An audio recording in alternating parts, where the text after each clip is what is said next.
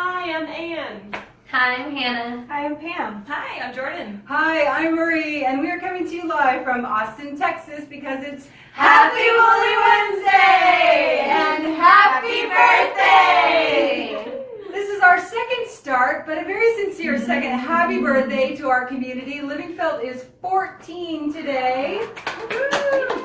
Busy as ever, and just so grateful for all of you for helping to make that true, and for all of us. We like it here. You guys like it here? Absolutely. These girls kick some major derriere. I just find out. They work really, really hard. Like in a morning's work, 2 of them put away 1,000 pounds of wool in the warehouse, and now they're still like sporting the unicorn horns and getting on with the day. So we're having a great day. It's almost like spring here, and we're just so glad to have you with us. So thanks for being here. Thanks, gals. Thank y'all. What's up, guys? Let me grab my dog before he disappears. I got him. This is Speedy, everybody. Thank you for being here with us. This is our birthday. We are 14 today, and sorry for the second start we had to do. I am Marie. We are Livingfeld Felting Supplies here in Austin, Texas. And this is what we like to do on Wednesdays, is a live broadcast, hanging out with our friends. Now I see us. We are in the group. Let me go back. And I'm just going to wait for people to join us here. I know we had to do a second start. And what do you got, Ann? Are we there? In the group. Okay, we're there. Thank you all so much. I'll speed say what is really important for me to say. And that is, when it's our birthday, yes, it's my birthday, but it's also Livingfeld's birthday. 14 years ago, for my birthday, my husband bought me this camera right here, this very fine Pix digital camera. This is our first digital camera. It cost like $200. We didn't have any money, quite honestly. And he sold a guitar pedal to buy me this camera because he knew that I wanted to shoot felting instructions and give back to the community. And yes, we started a little eBay shop, and we sold our first set of instructions, and then our first kit and second kit and third kit. But it was this camera and my beautiful husband that made it happen on this day 14 years ago. And I'm just so grateful to all of you for making the community that we have together, because that makes our job so special. Otherwise it would just be stuff and our own personal interests. But having the community is what's really so special. In fact, 2 of my birthday gifts were from a community member. So like a community member got me a birthday gift made by another community member, and my husband got me a birthday gift made by a community member. Isn't that neat? It feels like just one big family. So we're so glad for you to be here today. You'll see some people checking in, saying hi, and where they're from. I hope you'll do that too. This is meant to be an interactive session, so we're going to die together the best we can. We might run a little past 3 because we got a late start, and I apologize for that. But we're going to do our best to share some tips for dyeing. We're going to be acid dyeing. Acid dyeing is what you do with protein fibers. That would be wool, silk, mohair, alpaca, any kind of hair like that, but not cotton and not bamboo fibers. Those would require a different type of dye. So for today, we're going to stick with acid dyes, and we're going to look at some toe in the water applications, and I'll share with you how I dye as well. But I want to preface this whole thing with saying I'm definitely a novice dyer. I've dyed a lot for myself and for us, but I'm not a professional dyer, by any stretch. So this is for people who just want to play and experiment a little bit to create some of your own colorful things. So before I go on, is there anything I should address, Ann? So everybody's wishing you a happy birthday. Thank you. Happy birthday to you too. Thank you so much. And are we on this camera? Is that one going too? Okay, good. We're going. So the first thing I want to talk about is why dye. Before we even look at the dyes, why dye? And I brought for you just a selection of things that I have dyed personally, from locks of many colors or one color to things like hankies. And I'll show you like with the hankies. These are all silk hankies that I've dyed. What's so fun is to create colors that complement whatever project you're working on, but to break up the solids. So these hankies, like I have a big bag full of these at home that I dyed. Orange and yellow and pink is like a favorite colorway of mine. This is a colorway you'll recognize that I use all the time. Greens and browns, earthy, mossy colors. Getting more to this realm, more into the emerald or more to the purple. What's fun when you dye yourself is that you have more variegation or the opportunity for either more variegation or more customization to what you're working on.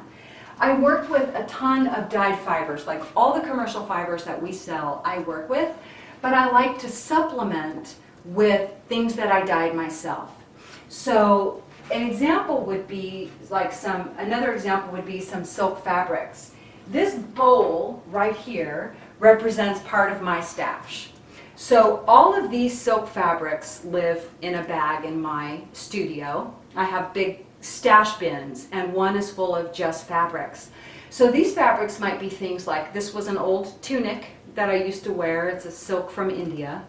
This is a scarf that I got at the thrift store. But then mixed in here are things that I dyed myself and fit with what I consider to be like a color family. Like this is hand dyed also. So what's fun is to have collections in your stash that might be either commercially prepared or done by you, and then you have a lot to pull from when you go to make something, whether you're wet felting or even needle felting or doing a combination, which I do. I'm going to show you just a couple of more things and to say that different materials dye differently.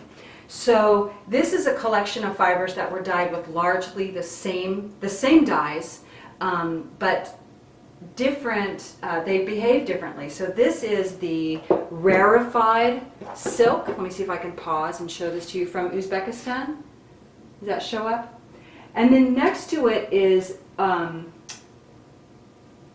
silk gauze. You see, I don't know if the cameras are picking up, but it's a little bit different. It's a little bit different. Now these were done with a scrunch dye method, which we're going to try and look at today, scrunch dyeing, and we're going to look at a few different ways to apply dye. This is a yarn that I dyed, and this is a felted scarf that I dyed. I call this my mermaid tail. So it's got two sides. This side has the silk on it, the Uzbekistan silk. So see how it's a little more shiny? Does that show?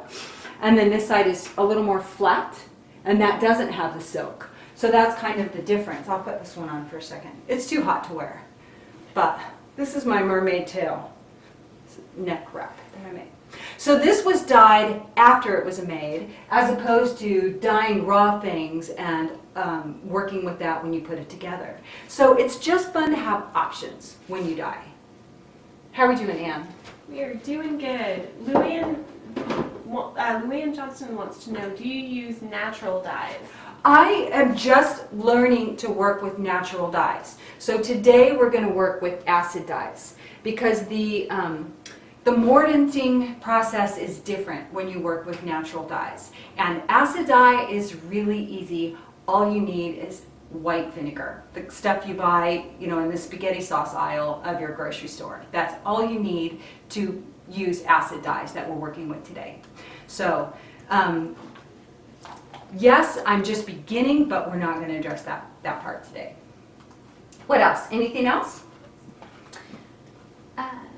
Okay, so here's what we're going to look at. We've talked about why dye, right? Why dye? So that you have more options, you have more control, you have more flexibility, maybe you have variegation. And so let's look at just basic tools and setup and safety, and then we'll look at ways to apply the dye. So here's what you need to dye in the first place. You need the stuff you're going to dye, whether that's locks or fabric or yarn or roving. You need the dye itself, and today we're going to look at the acid. We're going to be working with the acid dyes from Jacquard, which is what we sell here in the shop, and there are others, but this is what I work with primarily. You need the acid, which is just white household vinegar, and you need a heat source. So we'll look at a few different heat sources as well. I'm going to heart all of you. Thank you for being here with us. Okay, so let's look at the basic setup the basic setup and safety, some things to think about, the tools you need and setup and safety. So the first line of safety is you might think about your work surface. You're going to want to cover wherever you're working with plastic so that you don't get the dye on your marble or your whatever fancy countertop or your wood. So cover the area with plastic, and then also think about protecting your hands. So I generally, when I'm working with dye, will use just regular exam gloves. And then in place of oven mitts, whether I'm washing wool or dyeing, I buy these big blue gloves at the hardware store. These cost, I think, $10. They last a long, long time. And I can plunge my hands in 200-degree water with these things on, which means I can also handle a hot bowl or a hot kettle. And to me, I just have more function with these than an oven mitt, and good grippy too. So if anyone is here in the US, I buy these at Home Depot, and instead of being in like the paint or chemical aisle, they're actually in my store, they're in like the weed whacker aisle. I know, I don't know why, but they're a chemical glove. And so they'll hold up for a long, long time and not transfer the heat to your fingers like I think household cleaning gloves get hot. And these don't make your hands hot. Okay? So protect your work surface, protect your hands, protect your person. I have vinyl aprons, but they're too loud to wear on camera. So I'm wearing a denim apron. And the other thing would be, it's always recommended to protect your nose when you're working with powders. These acid dyes come in a particulate form, and so some people would say this mask, you'll see people wearing big fancy masks, but you just want to protect your nose. So especially if you're working with your little ones, you might want to be the one to handle this stuff and make the dye solutions for them, which we're going to look at. But a particulate mask is really helpful and important. Okay, so then the other thing, I know I had another protective thing that I was going to tell you about. Sorry, I've never taught this before, so part of it is going along. Oh, I want to tell you that whatever bowls, spoons, pots, or heating vessels that you use for dye, for this acid dye, should never be used for food. So like my first dye pot was a crock pot at home, and I forced myself to write on it in permanent ink, no food, so that if I ever donate it to the thrift store, that no one else would use it for food. So that's a really important thing. You don't want to mix anything that you're going to eat with the dye chemicals, okay? No food. So protecting your work surface, protecting yourself, your mouth, your hands, and people not eating the dye. Good, okay? We ready? Just about. We've Okay. got a couple of questions. Sherry Tambura would like to know, can you dye locks that are still full of lanolin in the grease? Yeah, I know that people dye with, I've seen people dye with some lanolin, but I guess it depends on where you want it to get to. So I don't tend to dye heavily greasy stuff. So I would say give it a go, but think about what you want to do with that fiber. If you're going to end up washing out the grease, then why wouldn't you get it cleaner before you dye it? It just depends. I mean, are you going to leave it in the grease in permanent? So that might be something to think about. I would clean it before, and we'll talk a little bit about that. Okay. Judy Wilson wants to know, do you need different type of dyes for silk versus wool? No. So do you need a different type of dye for silk versus wool? No. You can use acid dye for any protein fiber. Silk, wool, alpaca, mohair, hair in general. You can use acid dyes. Those are very common dyes. And there are other dyes, but these are the only ones we're going to look at today.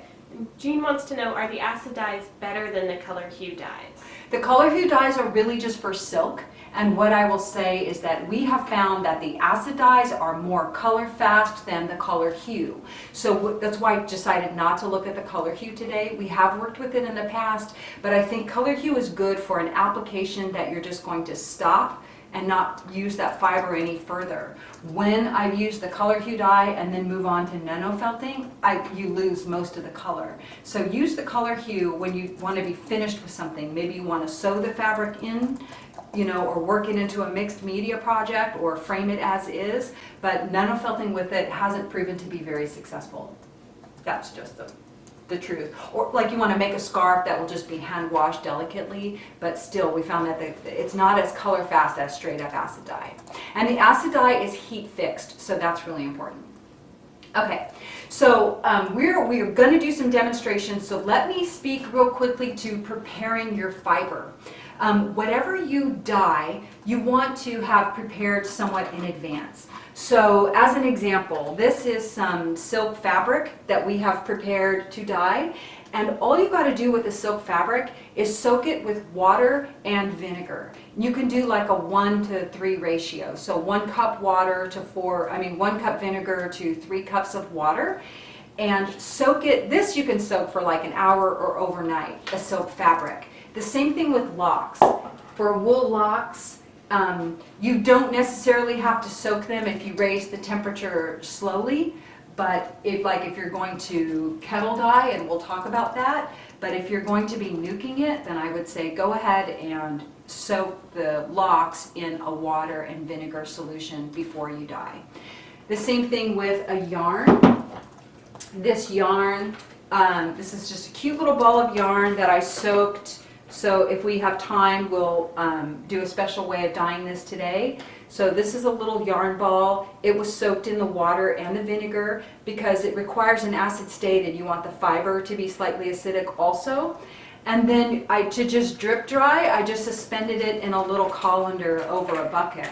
So catch whatever you drip out so that if you want to soak anything else, you have that water and vinegar left. Now for the super scientific people, of which I'm not really, it's said that the pH for dyeing is optimal around a pH 4. I do have pH strips at home. I really don't use them all that often. We'll talk about some troubleshooting while our stuff is cooking.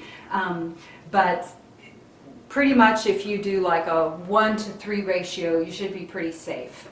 Or think about like, they say about a 1/4 cup of vinegar to a pound of fabric, and I generally use more. I generally use more.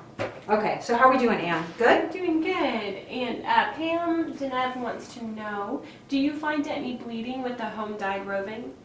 I don't really home dye roving a lot myself because I have so many dyes, but I think it varies depending on who was the dyer. And the most important thing to avoid that bleeding is to get your acid strong enough and a really good heat fix. So you're going to see when we make today, you know something is done when the water shows clear. You want the water to show clear when you know that you have all the dye absorbed. And then you can do a mild rinse after with soap and water, and you shouldn't have any color leaching. If you do, you can go back to your heat source and add more vinegar. Yeah, so it's not so much the roving, it's how well it was processed. And then sometimes what you're getting is like if the fiber has been fully dyed, even a commercial fabric or commercial roving has been fully dyed, sometimes there is bleed off, but the roving or the fabric doesn't lose its color, and it's just holding on to an excess of color. So if you're concerned about bleed off, like if you're going to nanofelt with something red onto something white, then I would absolutely soak that fiber and test it in advance to make sure that it doesn't ruin your white thing that you're about to felt to. Because blacks, anything with a red base or a black base, it's almost like never permanently fixed, even when it's commercially processed. Yeah, you want to make sure. Okay, we doing good? Yes, Wendy Taylor wants to know, are these dyes safe to handle regularly once they're done, once they're dry? The product? Oh, absolutely, absolutely. Acid dyes are considered like the industry standard and one of the safest things to use, whether it's at the commercial level or at home. Absolutely, yeah. Yeah, there's no toxicity concerns once you've dyed something. You just don't want to take in those particles or breathe in the particles or eat the particles. So yes, absolutely. And Tracy McCracken Palmer wants to know, will it hurt if you use too much vinegar? I don't think so, Tracy. No, it doesn't really hurt for you to use too much vinegar. I mean, you might research whether the fiber, whatever you're dyeing, would be too acidic, but what you can do is just test the pH, and if the pH is down to like a 2 and you're worried about stripping your fabric, well then just add some more water. Yeah, balance it out. We're gonna click that off. My phone was on Do Not Disturb. Okay, go ahead and get it. All right. So I'm going to move on here, and what I'd like to do before we turn down the cameras and actually start demonstrating is talk about a few different ways to apply dye, because there's more than just one way. And we will look at today, the first one is going to be a direct application, and that is actually sprinkling the dye onto your material. I like to do this with locks, but not so much with fabric. And I have done it with fabric. But I wonder if I have an example here. The reason is, I don't know if I have an example here. The reason is how the dye strikes. And if I remember, we'll do it on a paper towel in a minute. All dyes, this for example is salmon. This is not a solid color. Salmon is made up of a collection of colors. And as soon as the dye hits the dye solution and the fabric, it does what we call breaks. When someone says the dye broke, or how it broke. When the dye breaks, it splits out into different colors. And it's fun because you can see what makes up that color. But industry standard for something like a dyed silk scarf or wearable is not to have little tiny dye flecks on it. Just so you know. You might love it, and if it's for you, great. But if you're selling it in a shop or something, if you have a silk scarf with a bunch of dye strikes in it, it wouldn't be considered optimal quality. So sprinkle and dyeing is an option, and I love doing it for locks, and some people love it for what it does for yarns when they knit those yarns and how that looks. You can apply with a squeeze bottle, which we're going to look at today. This is, the specific squeeze bottle that I bought for dyeing, and I can replace it with a regular cap. But this is from the dollar aisle of my grocery store. So something like this is totally acceptable for making dye solutions. And this is an example. We've made up some dye solutions to work with today. So you just want to have a bottle that you can close and that you can shake. It's helpful to have a bottle you can write on. And I always write on my items what is the dye number. So let me show that to you. This is, I use the chalk pens, these chalk pens right here. Do I have one? I just use these chalk pens. They're called the Bistro chalk markers. And this helps me from hunting for a color, trying to read the labels, because I store all these in a drawer. And I'll show you the real relevance of that in a minute. So you can apply dye with squeeze bottles. You can apply dye with paintbrushes or sponge brushes. You can apply dye in the scrunch bag method. We do that with the Color Fuse silk dyes. And I did that with these fancy silks right here. These were dyed in the bag with the scrunch method. So it's super fun to have this sort of unpredictable results of blending multiple colors. And then you can use a syringe also. So a syringe is kind of like the squeeze bottle, but you can buy these syringes. They're much cheaper in the medicine aisle. If you go to like the pharmacy aisle of your grocery store, as opposed to the food aisle or probably the baby aisle. It's probably really expensive in the baby aisle, but this was $1. So the same with my ketchup jar was $1.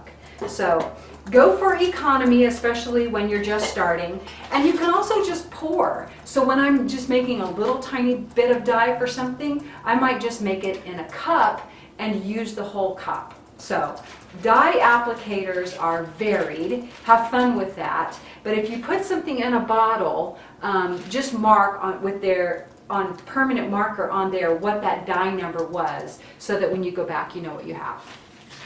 Those are my big hot tips. We doing good, Ann? We are doing good. Okay. So we are going to do some actual demonstrations, but before we do, this is my another hot tip I have for you. Make recipe cards. I have recipe cards that I save of all the things that I dye, especially my locks when I want to repeat it. Now you can't see the recipes on the back, so this is my recipe, but the recipe's on the back. So what I do is I write the corresponding number of the dye on my recipe card, so that when I want to repeat that, I know what to go back to. So keep good notes, and for me this works versus a book, because then I can just pull out whatever I'm dyeing in that moment, and I'll reference the numbers that match the numbers on the top of the jar. And did I bring my, let's see, okay. For those using the same dyes that we have, what I do then is, this is the Jacquard sheet that you get when you order the dyes, and you can also download it if you didn't get one or you got the dye from somebody else. You can download it on our page, on the Jacquard dye page. And did you post a link to that? Would you? You can download this paper, and all the dyes are numbered. So when I'm looking for my recipe, or when I'm trying to make up a recipe, I just look at this chart, and then my recipe card goes by number. Okay? A couple of our fabulous felting friends are wanting to know how long the dye solutions will last once They say they last a couple of months. So I would just say test them out. Don't plan to store them for like a year or something, but they say generally that they last a couple of months. Okay. So we've talked about the type of dye, we've talked about applying dye, and quickly let's talk about heat sources, and then we're going to dye. So there are a few different heat sources, and this is, I'm going to show you this one, and pretend that you just see a big ray of sun. So some of my first dyeing after the food color dyeing was solar dyeing in a jar. And what you can do is wet all your fibers, or make them dry, which I did, shove them in a jar here, and then add your dye, however you're going to add it, to the jars. Put them out on a really hot day. It should be like over 80, 85. We get 100+ days here, and it's really, really easy for us to solar dye. You could put them in jars. You could use little clear, like shoebox containers, anything where the sun is going to beat in, but you do want a lid. Like these ones, you want to hold in the heat because you want them to steam. So solar dyeing is one method of heating your dye, but you should put in hot water. It should be like kettle hot water. A second way is stove top, which I do the least of. If you're going for a very consistent color, you want a pot big enough for your fabric or your fibers to float around in so that you can stir them. And I don't do a whole bunch of stirring. I really rely on my turkey roaster here. So I have a couple of these that I use.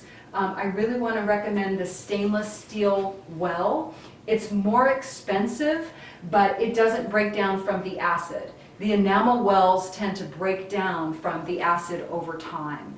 And these have done really well for me. And I would say buy it at a place where you could return it in case it fails. Because I have had a friend who had a couple of failures, or one failure soon after she bought it, and mine have lasted dye after dye after dye after dye. So buy it somewhere where you could return it just in case. But and you can buy these at Target, online at Target. We doing good? Doing good. Okay. Last heat solution for you, and again, this should not be your home model. And does this show up, Anne? Is a microwave. So this is our dye microwave that we have here at the shop. And generally, this is going to be a real quick method to show how to dye. Is a microwave, and you can just dye in 2-minute increments. So we're going to look at a few different ways to do that today. All right, we good? Anne says we're good. Okay, so I'm going to move this over.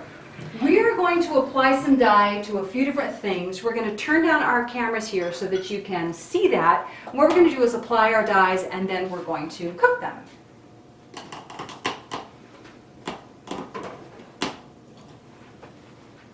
I'm going to move some things out of the way. Okay, can you see us?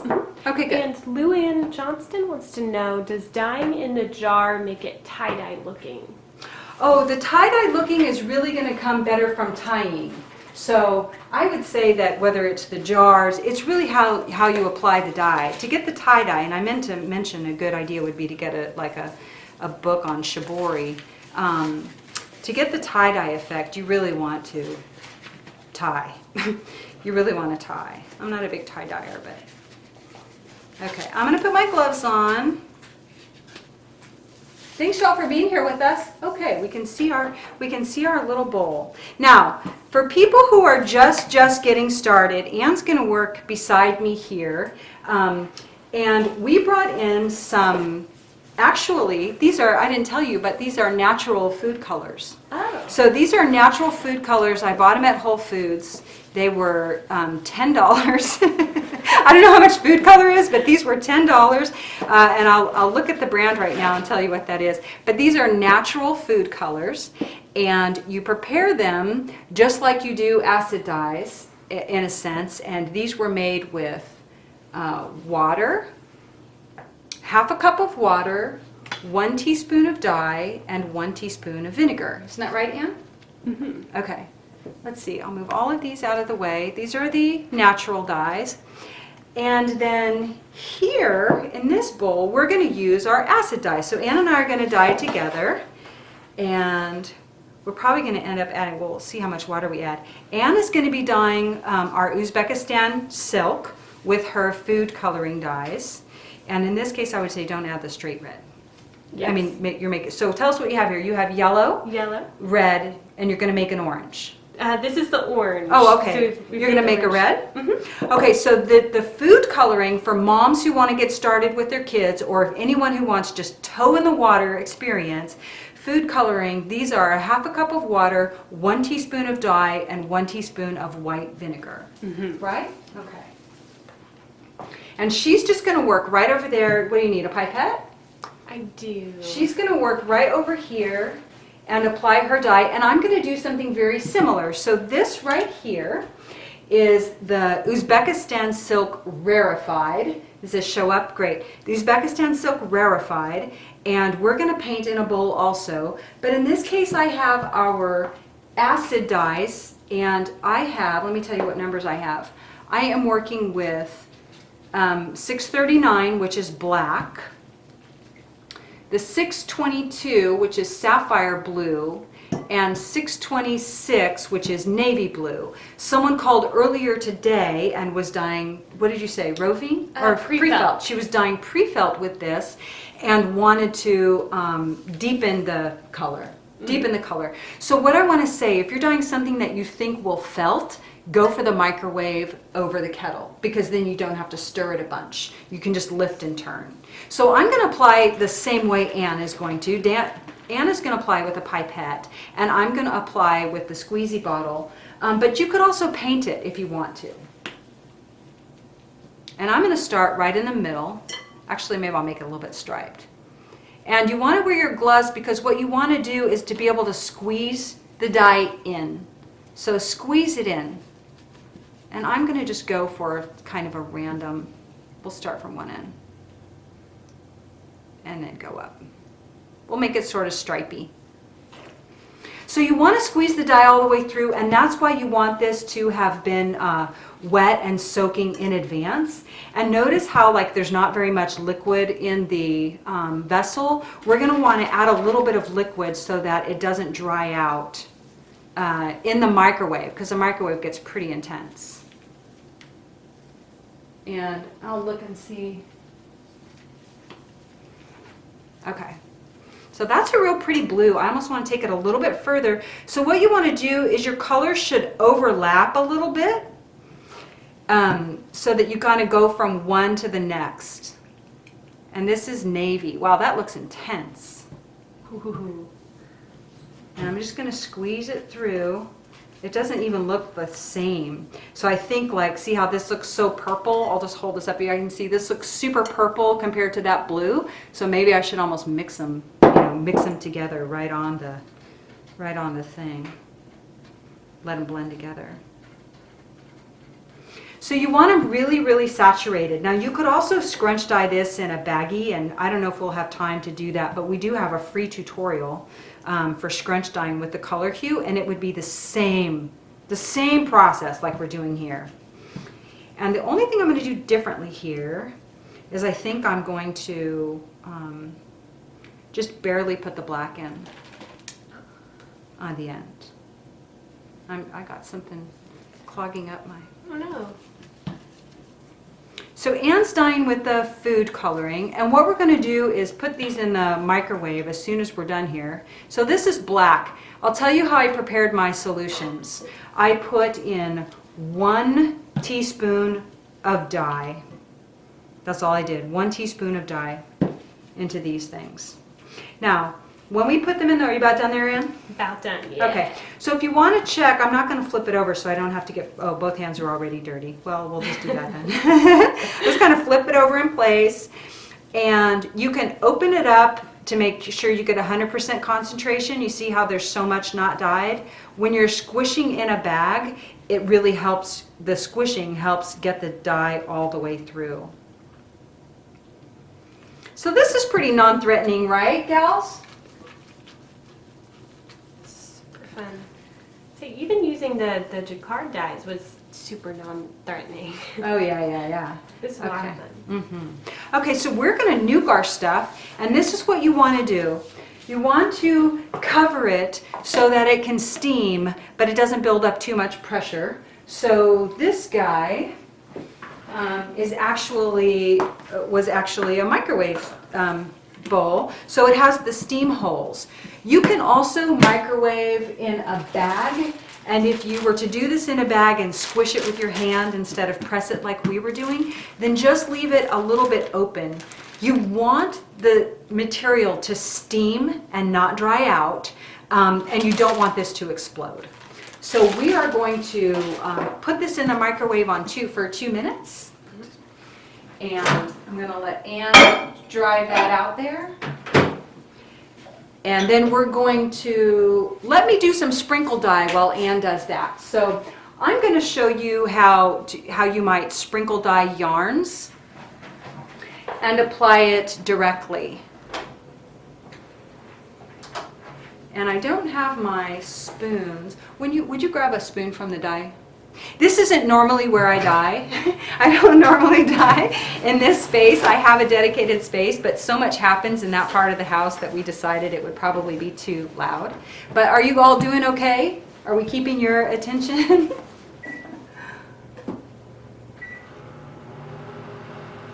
Okay, so Andrea Owen said 1 teaspoon of dye with how much water and how much vinegar. In these solutions, there is no vinegar. There is only water. And don't worry about the amount of water because 1 teaspoon of dye is quite a lot. So what I want to suggest is start somewhere and then see how that color works for you.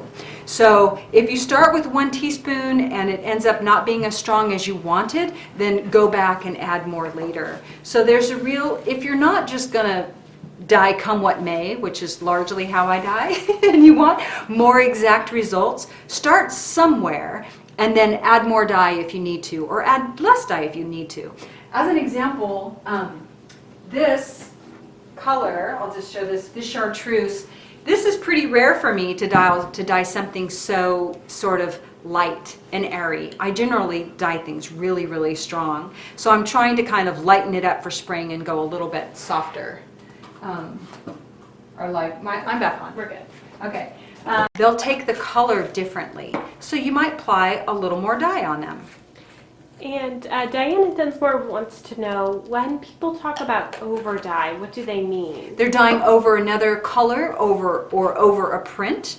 So that might be that you bought a wool skirt or printed scarf at the thrift store, and then you dye the whole thing maroon or multiple colors. But over dyeing is dyeing over something that's already present.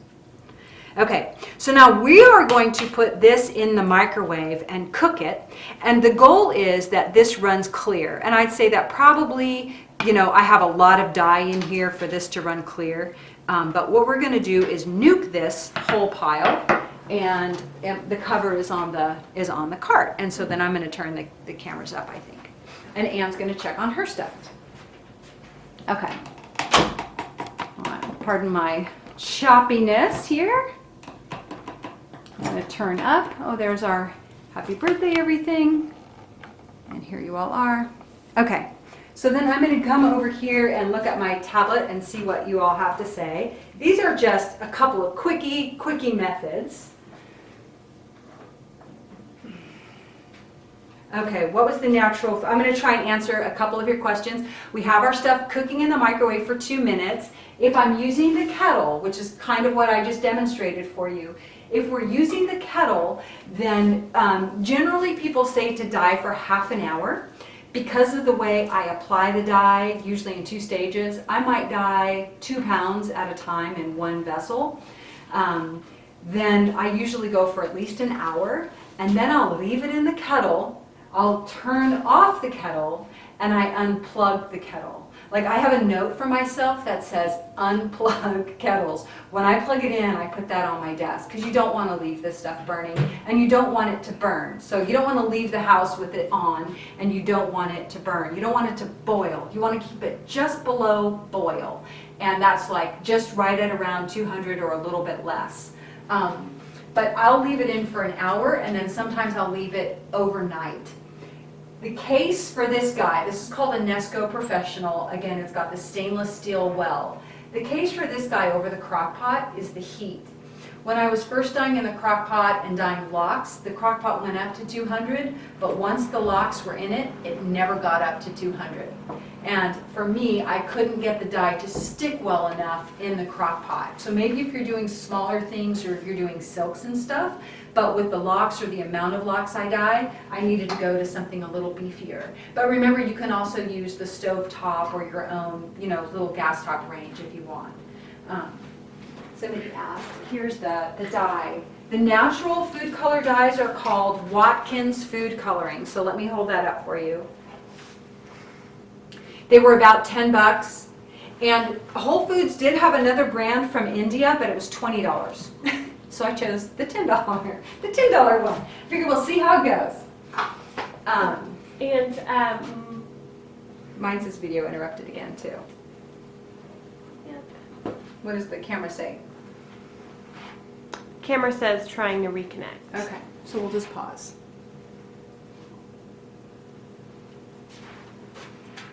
Okay, just keep an eye on that for a second.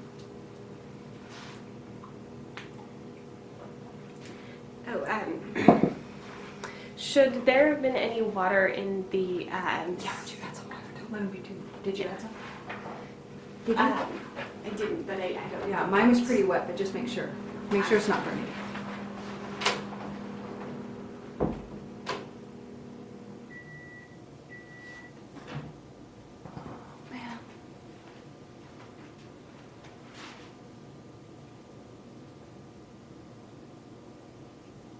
Okay.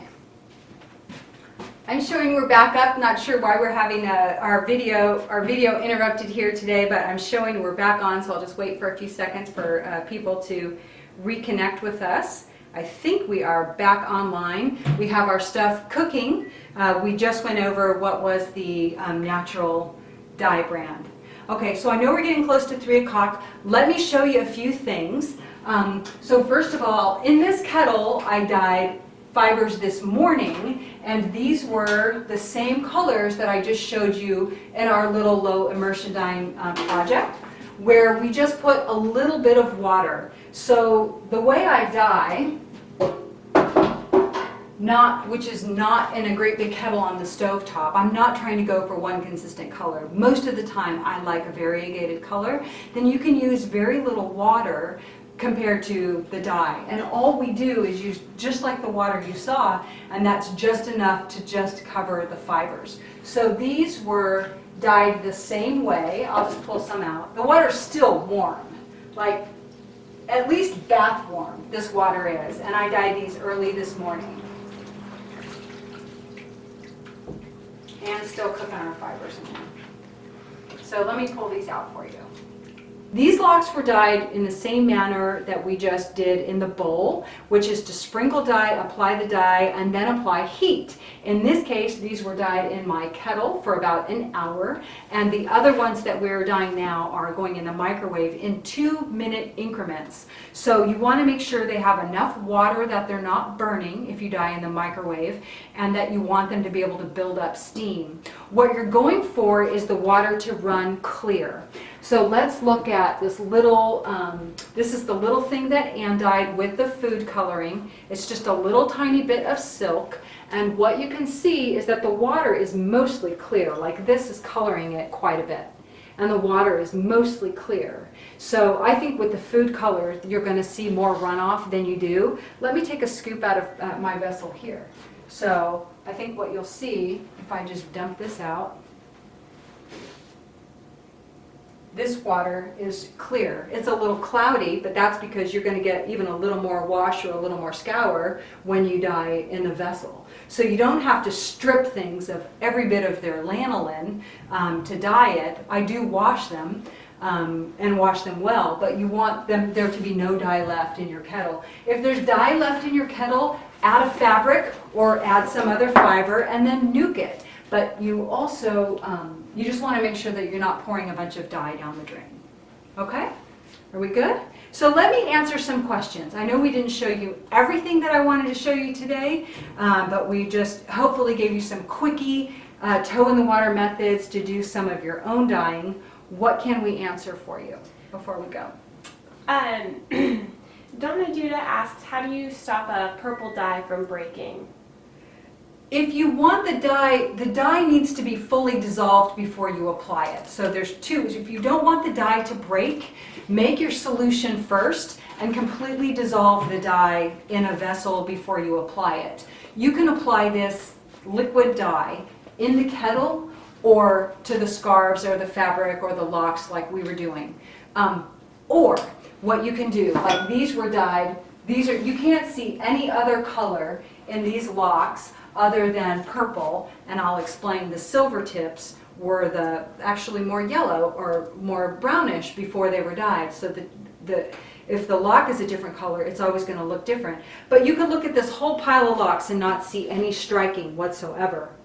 And that's because the dye is fully dissolved in the kettle before you add the fiber. So if you don't want it to strike on your fiber or fabric, completely dissolve it first, either in the kettle or in your dye solution.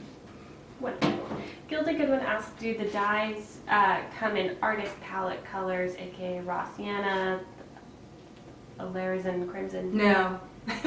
No, they're just, these particular dyes are, olive, Aztec gold, chestnut, teal. They're not going to be like your paints. So, no. I don't even know how many there are total. I'd have to count all those. What other questions can I ask for you? Luann asks, microwaving doesn't ruin the fiber? It doesn't, but like I don't nuke my food. I don't nuke my food, so I don't feel like I don't like what it does to my food, but a lot of people die in the microwave, whether it's roving or fabric or locks or yarn. So a lot of people use the microwave and nobody reports any misgivings that I know of. And Bobby Matthews, speaking for me, asks, how do I keep my roving from getting a bit tangled when I dye? Yeah, I meant to bring in something to show you and I didn't. But so if you're going to dye in the microwave, then do it like we did in the bowl. And that is, I'm going to give you 3 quick ways if you don't want your roving to get tangled. And this one applies if you're going to microwave dye or steam it. So if you're going to microwave dye or steam, then you can put it in the bowl like we did. You could put it in something like a salad spinner or something that has like a space in the middle, like an orange juicer, you know what I'm saying? An orange juicer or a bundt pan. You can put a bundt pan in the microwave. It has a middle. You could snake your yarn around it, apply the dye, and then either steam it or cook it in the microwave. If you're going to put it in a pot, you can get they're circles, but I don't know what they're called. They're called like hoops or dyeing hoops.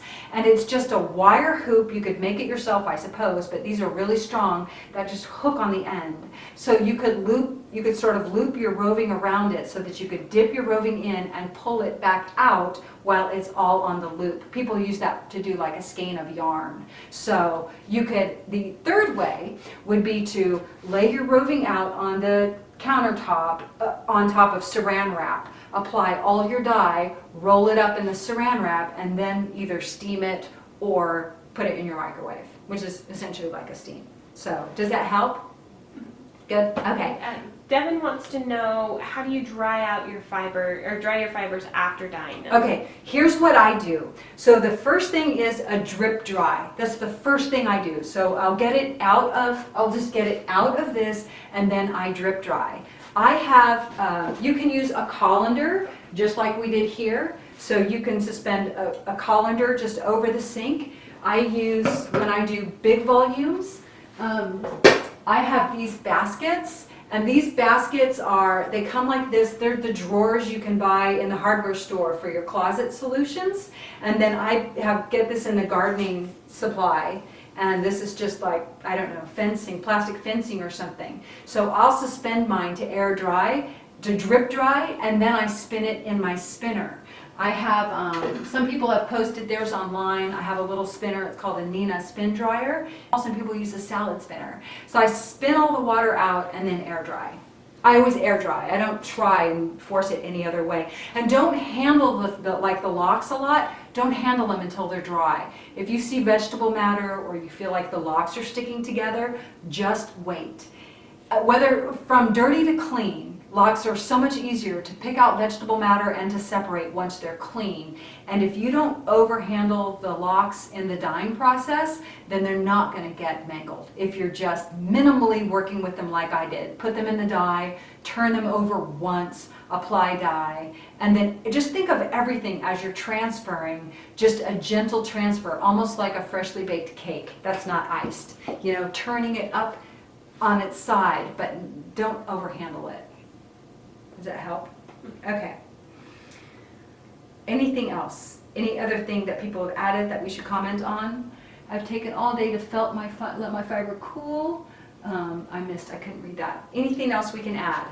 Someone wanted to know if we were going to show what came out of the microwave. It's probably blazing hot, but I'll put my gloves on and if there's a big bowl or something so I can open it up here. I don't think I have any more plastic in here. We'll try and show you maybe what we did with the blue. And I know we're over, but thanks for hanging with us, y'all, and being here. I know some people have signed out for sure, but we're glad to have you here. And I will put my big industrial, Anne's probably got the big industrial gloves. So remember your gloves, don't burn your hands. Oh, look. Ooh. Oh, the water's clear. Yay. We're like done. Okay, so I'm going to squeeze this out. So first of all, thank you, Anne. You're a very good dyer. Okay, so first of all, here's our scarf that we were dyeing. And notice that the water, can you see the water is clear? I'll just pull this out. The water's totally clear. I mean, that little bit of blue, don't fuss with it. That's perfect. That's perfect. So then, this is just silk, so we can, is it hot? It doesn't even feel very hot. I don't think so. Oh, It's no, been no, I cooling. can handle it. I can handle it. So now you could rinse this or you could just nano felt with it right now, but we're going to end up drying this out in the sun and I never dye blue. Like I noticed after I looked up here that I had like nothing hardly blue. And for being someone who wears blue jeans every day of her life, it's kind of funny that I don't dye blue. So let's look at this. Anne, come hold it up with me. Ooh, man, we got to make something with this. Okay, so let's hold it up. Here's what we dyed. Now this is super, super, super quick. And look how beautiful. You could practically wear that right now, make a top out of it or a bathing suit wrap and do nothing else. Or you could nano felt with it. So do y'all like that? Now they almost can't see. Let's hold it up on the wall, Ann. Hold it up against the white. Double it up. We're going to double it up for a second just so you can kind of see the color a little more concentrated. Can y'all see that? Oh look, we're getting lots of hearts and stuff. So that was super easy. And who was it who called today? Sandra McQueen. Sandra McQueen who called. So Sandra McQueen today called and said that she was dyeing with the sapphire blue and she wanted it to be a little bit darker and she wanted to know, or deeper, could she add gunmetal? And Anne suggested no and said maybe navy was a better option. And then we took it all the way to black, and you can see that, you know, it doesn't even seem like black. It seems like a nice midnight. So I would wear this just like that, wet and all. We'll make that my birthday scarf. Lots of hearts. Anything else? Martha Henry. She asked, were the locks in water and vinegar when you dyed them? The locks were they actually were, yes. So because I was putting them in the microwave versus doing them in the kettle I fill it with water, and a big vessel like this, I usually do probably 1.5 cups of vinegar when it's a big vessel like this. For the ones that were in the microwave, they were in water and vinegar soaking, and then we just added the dye all in place there, yes. Anything else? Are those hot in the microwave? They're probably blazing hot. I'll check on them. The fairies are coming. For y'all who are here for the first time, this is when we give away presents. So we have prizes to give away. And I'm just going to put my hands on that stuff. So come on in. Get in the room. Thank you guys so much for joining us. We got first person is Gilda Goodwin. Yay! And Gilda has won. Gilda has won. Get Hannah in the picture. Yeah, you're over in there. Yeah. Gilda, you have won 1 yard of the silk fabric, plus 1 ounce of the vanilla silk blend, and 2 Jacquard dyes of your choice. That's like the silk like I'm wearing, right? So this is the Uzbekistan silk that you won. Gorgeous. You just dyed that? Yeah. Nice. Isn't that fun? That's awesome. The magic of the microwave. Okay, who's next? Let's go, Pam. Pick a prize, pick a prize. Who do we have? Bobby Matthews. Yay! Bobby! Isn't she in the UK? Is Bobby Matthews in the UK? Whatever, I don't know why I said that. You don't? I just made that up. What does she win, Ann? Well, she wins a fun little embellishment pack to dye. We've got a package of silk hankies, a package of sari silk, and a package of Tessa silk, and 2 Jacquard dyes of your choice. Nice. So let me add a tip. She's won silk hankies, sari silk waist, and Tessa silk. Soak those overnight in your water vinegar solution and make sure they're wet throughout. But add a drop of dish soap in that solution, especially for the hankies, because they're super resistant to being wet. And you want them to be fully soaked through. It doesn't have to be hot. So regular water, 1 to 3, vinegar to water, with a drop or 2 of dish soap. Soak those overnight before you dye them, and you'll have much better results. Yeah. Okay, next, last one. One more prize. Oh, me? Oh, you. You pick. No, you're the birthday girl. All right. Last but not least, we have Sherry Tamburo. Yay! Congratulations, Sherry. Sherry, you have won a skein of yarn undyed and 2 ounces of a natural white merino top and 2 Jacquard dyes of your choice. Yay! Now, if any of you want the fibers that somebody else won, just email customer service and tell them that you want to trade it for prize number 1 or 2, whatever it was, and tell us, pick your Jacquard dyes. So email customer service at Living Felt, tell us the number of the dyes, so go to the Jacquard page, and if you want to trade the fibers, you can do that. Anything else? We have to do anything else? Just say thank you. We've had so many people leave such sweet notes in your order comments. We are so grateful for y'all. Thank you. Thank you. Thank y'all. Thank you so much. Thanks for sticking with us through the technical challenges today. Bye, y'all. Have a great day. Bye.